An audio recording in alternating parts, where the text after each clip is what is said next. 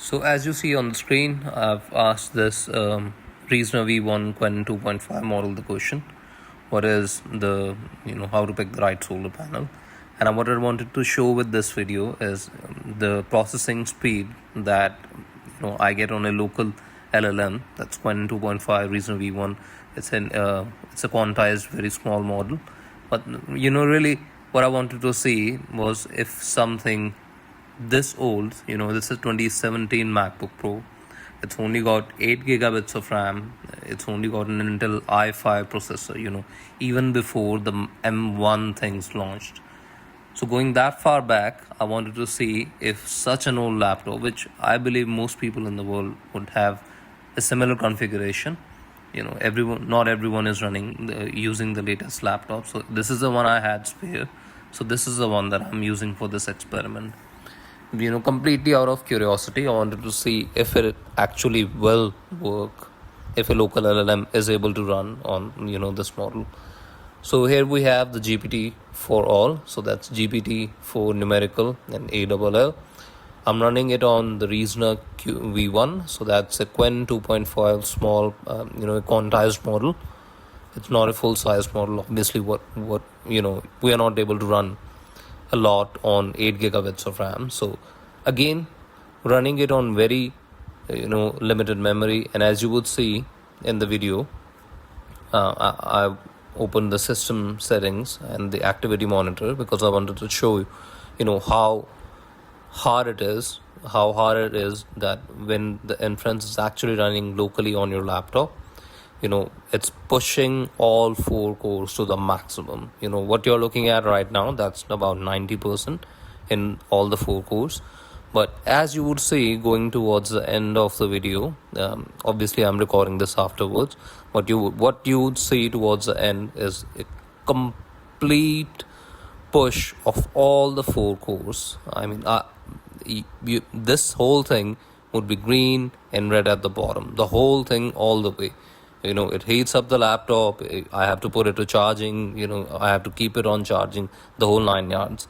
So as you can see now, what you're looking at right now, the Reasoner V1 processing, that has been the screen for the past, I would say, 3 minutes or so. And now I've sped up the video to about 5,000%, so it's going quite fast. So it's moving along in that direction, and we would see how long it actually takes to output the tokens for the question that I've asked. That's how to pick the right solar panel.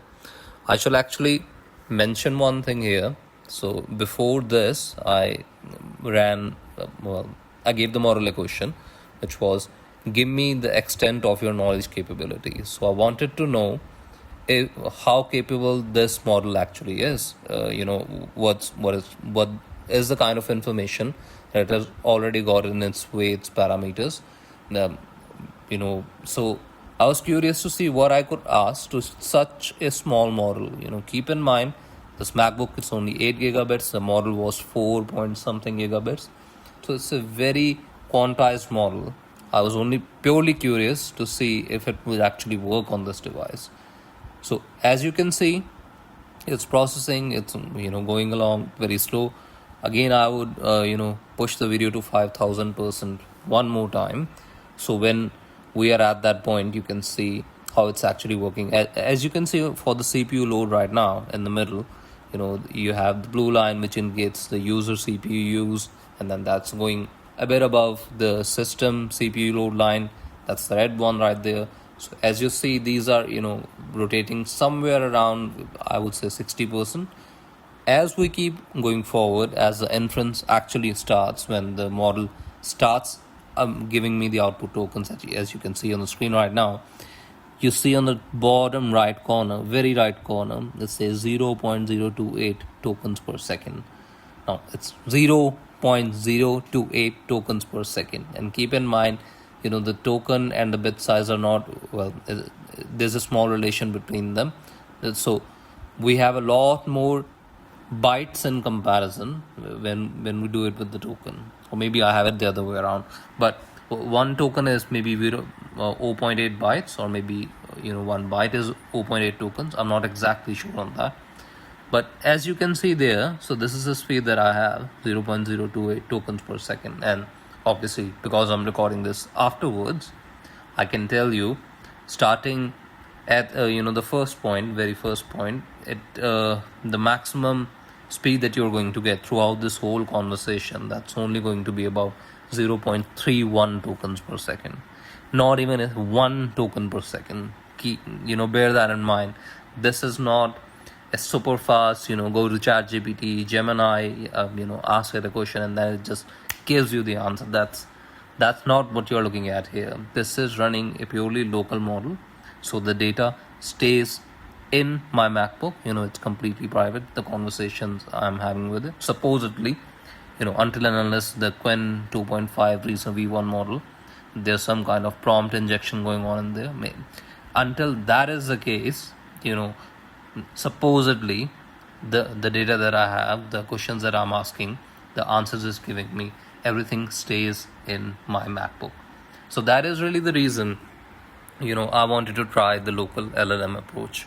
Have it on your own computer, your laptop, you keep it with yourself, and then obviously when you are in a situation when maybe you're not able to access the internet for one reason or another.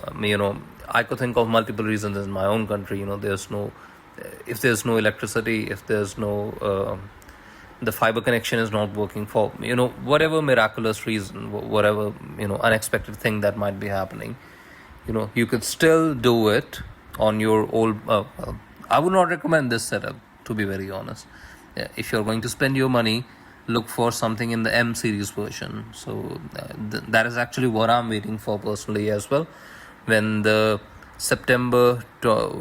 I forgot, was it, maybe it was June or maybe September, so the WWDC conference that the Apple is going to host, so I'm waiting for them to come up with something reasonable in terms of the chip, the memory size, and maybe you could get a Mac Mini within a M5 chip in there. So maybe they would be upgrading that in this conference. But I'm waiting for that day anyway, to put a local model on a specific device so that only runs it entirely. And then the next step would be to put an agent on it, so another layer on top of the local LLM, so that the agent could access the LLM and maybe operate autonomously. So that would be the next thing I would be experimenting. But as you can see on the screen, we have the 4 different cores and they are going at full capacity. They are running 100%.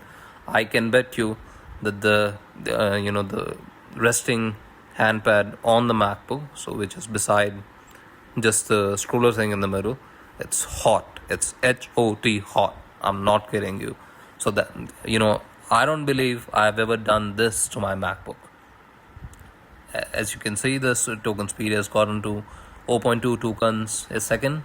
Again, it's not something that would blast you off your chair, but the core point is it actually works on the computer. That is really the thing that surprised me. But regardless of who you are, regardless of what kind of computer I've heard stories that some people are running the Google Gemma 4 model. It's again a very quantized, very small model on their smartphones. So that is another lane that you can explore. I mean, as I see this, most of the computers that are doing most of the corporate work in the world, they are not the most advanced MacBooks. They are not running Mac Studio clusters, or they have a Mac Mini farm going on in the background. They are just simple normal computers that we have. Even the same MacBook that you're looking at right now, if I wanted to, I could use this as a daily even today. I mean, the speed is not there, obviously. It's not the fastest thing that you have, but the things still work on it. And I hope that going forward in the future, someone would figure out, someone would put their time and effort into this and give, the older models of computers, the laptops, the old Windows, give them some sort of access to an LLM with a reasonable speed. I'm not saying it should be 100 tokens a second, but it should at least be a token a second to be at the least. I mean, again, you're looking at the video, it's going at now 5,000%. That's how slow it is. It's 5,000%. This is gonna take a while. You're gonna see. Again, the most important bit is toward the end, so you can look at the response. I believe it's in the last minute or so. At that point, you could actually see the response of the model. So what I wanted to see by asking this question, so the first thing I asked is tell me your knowledge capabilities. So what exactly do you know about? And then the next one that I asked, where I wanted to test the inference speed, so that's what you're looking at.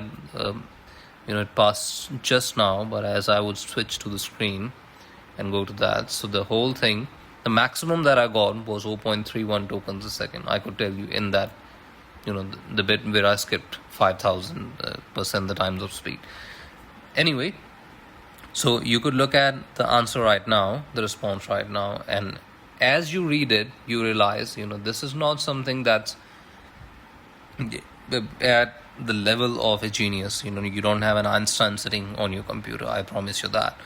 But it gives you an answer about a subject that you may not necessarily know anything about. You could ask it that sort of question and it would give you an answer. Obviously, it's not cutting edge. Obviously, it's not giving me as much information as the latest ChatGPT or the Geminis of the world.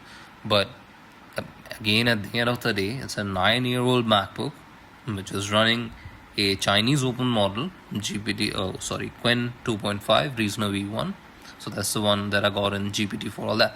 Well, that's the only one that I could actually get, which would make sense. The other ones, I would experiment with those as well. But I certainly doubt that you would get a speed better than this on, such an old computer.